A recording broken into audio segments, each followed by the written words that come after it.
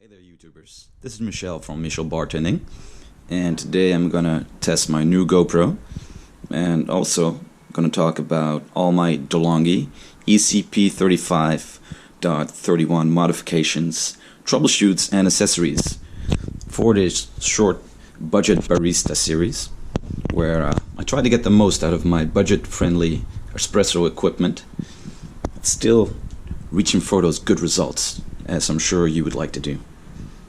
So many of these points will actually apply to the Dedica series as well, which is a more expensive model. I think about 2 or 3 times the price. But the Portafilters at least are fairly similar, same size as well, 51 millimeters, same handle, and all the same internal mechanisms. So if you have a Dedica DeLonghi, stay tuned because this might apply as well.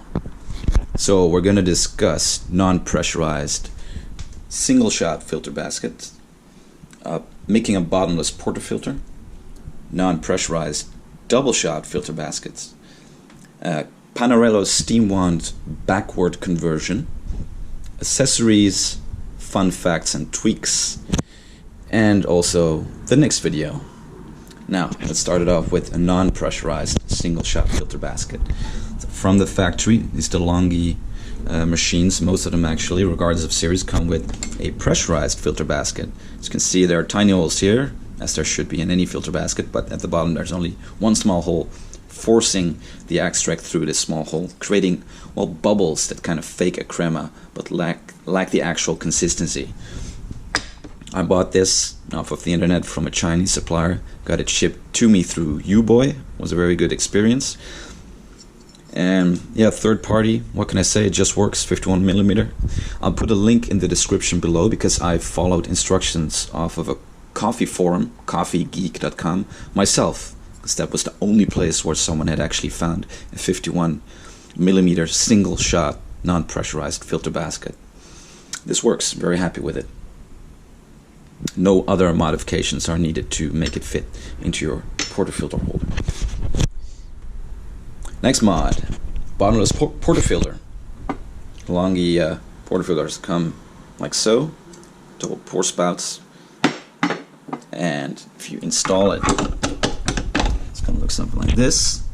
However, if you want to check your tamping, get your crema control down to where you'd like it to be, then you might want to cut off the bottom half to get a clear view of the filter while it's pouring.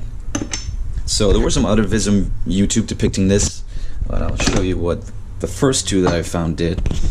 They only cut off this top half.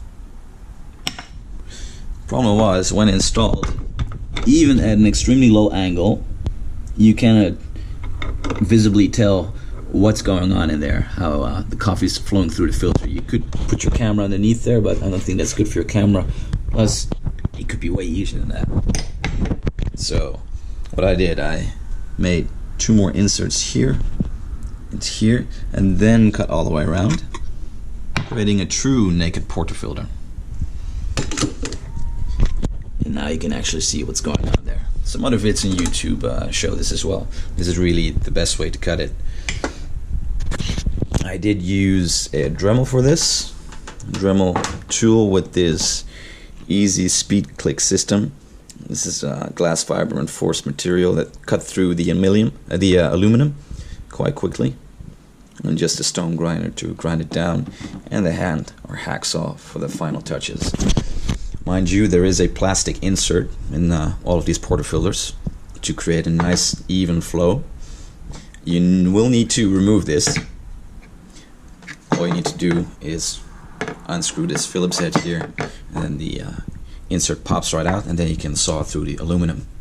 Well, too much effort. I think it cost me about 20 minutes. Alright, next, non-pressurized double shot filter basket. That's the one that it comes with. I saw a guy doing a great job in modifying this into becoming non-pressurized itself by tapping out the actual filter insert here, and then sawing off the bottom, which is the pressurized hole, completely, and then tapping this back in. However, you can buy aftermarket double shot filter baskets. I saw a lot of discussion on this one that's on Amazon, on Fora. People talked about this ridge that's on the inside, preventing you from tamping it correctly, so you need to ground the inside out. But I bought mine of a Dutch dealer, and this is a La Pavoni post 1998 Euro Piccola series, and it fit right in. Only after I cut off, you can see that there, the top half of this plastic insert. I cut it down to about where these plastic ridges start. That's about the correct height, and then this 51mm double shot basket will fit right in. One problem I did encounter was from the store. This La Pavoni model happened to have a heightened, or say a circular ridge, like this was kind of sticking out, which prevented me from actually putting my portafilter into my station.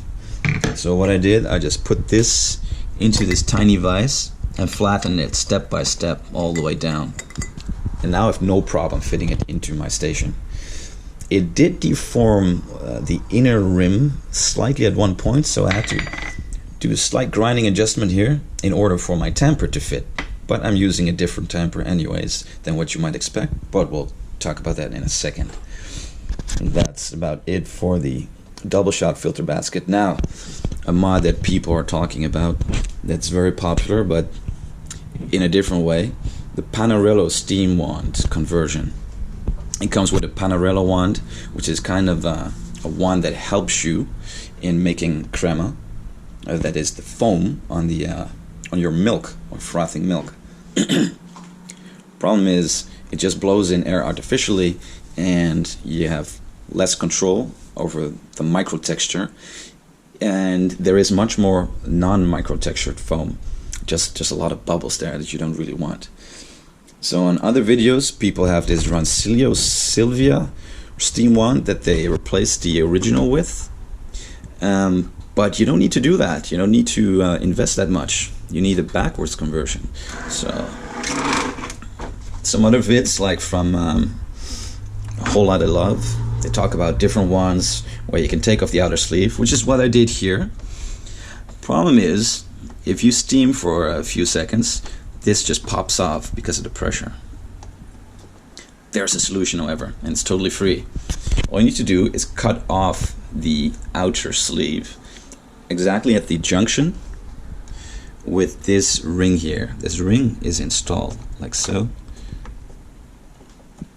and it allows you with the Pannarello one to either have a small opening through which the air will be sucked into the outer sleeve and into your milk, creating cappuccino, hence down, or the opening being closed, just getting some, I guess, hot airflow in there, or hot water even, thus making a latte.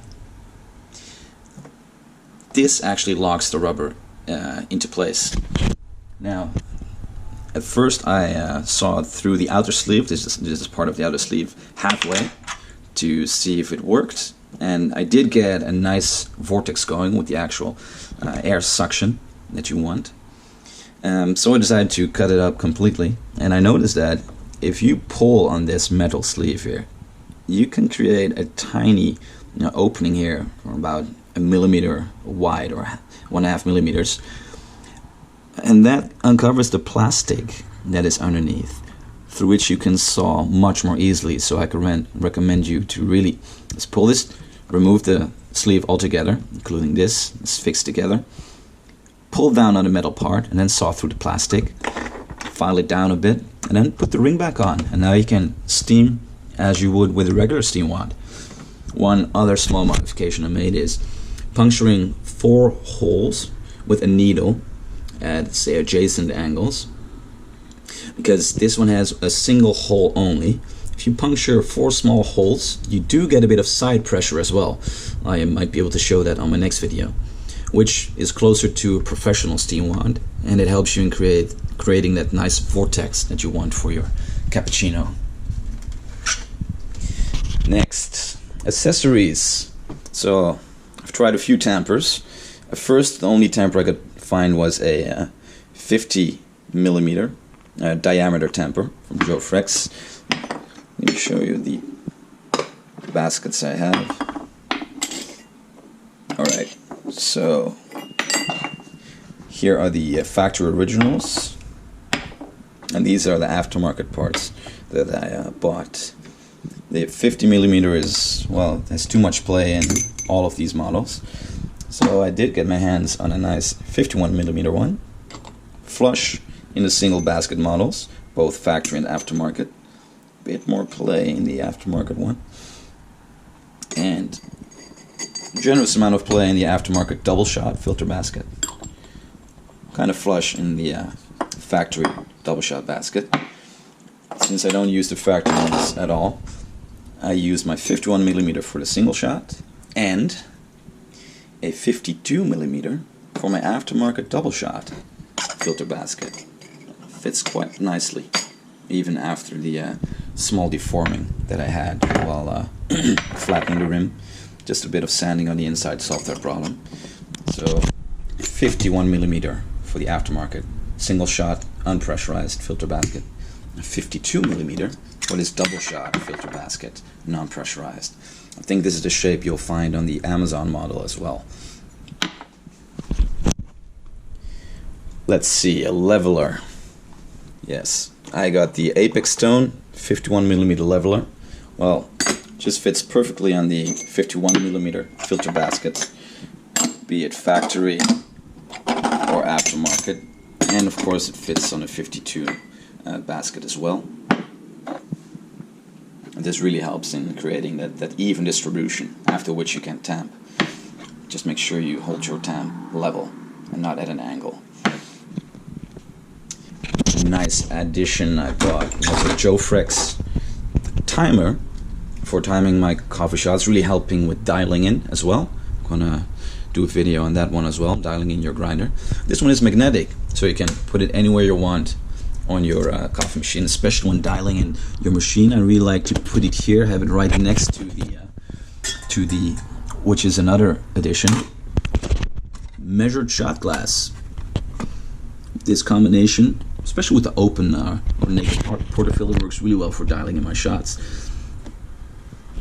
Only downside of this model is that it has no off button. With the lithium battery, it should have a fairly long life, even when activated continuously. So let's have a closer look at this shot glass from GoPro. It measures both ounces and milliliters. Here in Europe, in Amsterdam, I use milliliters. Accuracy is about 5%, it says. So you have 1.75 ounces, 22 milliliters to a full shot of 30 milliliters, 1 ounce, 1.5 ounce, 44 milliliters, and double shot, 2 ounces. Really nice, not too expensive, and I guess a must-have if you want to accurately dial in a coffee grinder. Finally, some fun facts and tweaks. With this temperature measuring tool, thermometer, I measured the water coming straight out of the station, both on first purge and second purge. And on second purge, the water measured 70 degrees Celsius, and on the second purge, after having been flushed through the first time, it measured 80 degrees, which in itself even resulted in a cup of coffee that was immediately drinkable. So that really shows the importance on this small machine with just a single boiler to get that cleansing, that first purge before you start making your coffee, to get your station up to the right temperature. Otherwise your coffee will be lukewarm or cold way too soon. I did try surfing, but that actually didn't help. Surfing meaning that you put your single boiler in steam first and then pour your coffee with the water that was heated up to steam temperature. But that too resulted in 80 degrees Celsius on the second take. No difference there, unfortunately. Then finally just some tongue-in-cheek humor. There are some plastic butt caps in these portafilters that you can easily take off and then have engraved. As you can see here, I have Eric Cartman. Yeah, there you go. Eric Cartman is on this one. And I got the Punisher, there we go, on this one. I got it done by Uncover Lab in Amsterdam. Really nice place where they use a laser engraving machine, where you can actually see the engraving take place right in front of your eyes. Alright, look at Cartman. Yeah, that's just cool. Plus, say if you have your own equipment, say like cocktail shakers and such, things do disappear at larger establishments if you work in hospitality. So having a custom engraving or really safeguard your own tools and equipment is something that I would always do. Those were all my modifications. I don't think I will be doing many more, if at all. If so, I'll make another video on that. But this really allows me to get single and double shots with the right crema, with the coffee that I like in my way, and also frothing milk to the degree that I like. On the next vid, I'm gonna make a cappuccino and an espresso macchiato, using for the first time, because I just got this basket adjusted today, my non-pressurized double-shot filter basket in this customized Portafilter with my DeLonghi. And I'm also going to show you how this modified milk frother works, which is quite nice to see, and it's easy to do. So guys, thank you for watching. If you want to see detailed pictures on these modifications for my Budget Barista series, check me on Instagram. That's at Michel Bartending, same as YouTube. And there you can see some up-close shots of these modifications that I made. Thank you for watching. See you in the next one, and enjoy your coffee. Oh, lovely weather outside. Amazing.